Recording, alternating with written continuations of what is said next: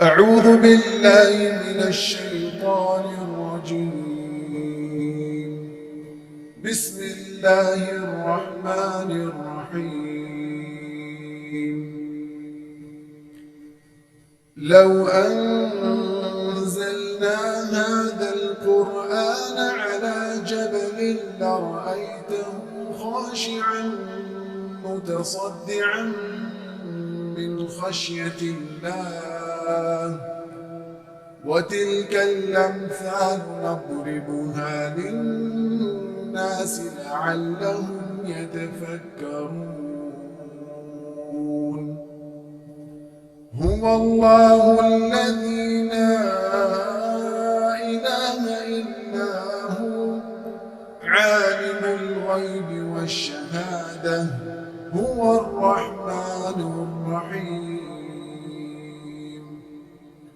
هو الله الذي لا إله إلا هو الملك القدوس السلام المؤمن المهيمن العزيز الجبار المتكبر سبحان الله عما يشركون.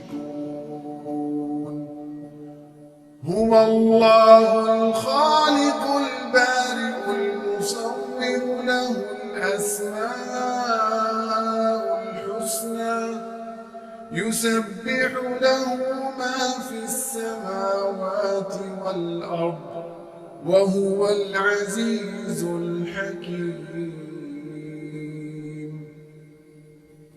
In the name of Allah, most gracious, most merciful. Had we sent down this Quran upon a mountain, you would have certainly seen it humbled and torn apart in awe of Allah. We set forth such comparisons for people, so perhaps they may reflect.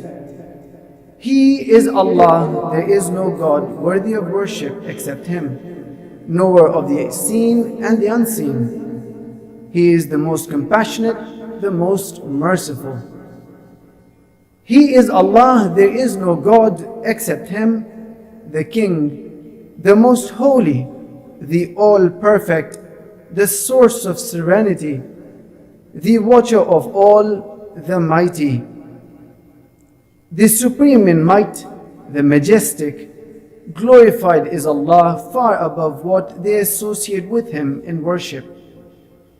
He is Allah, the creator, the inventor, the shaper. He alone has the most beautiful names. Whatever is in the heavens and the earth constantly glorifies Him, and He is the Almighty, the All-Wise.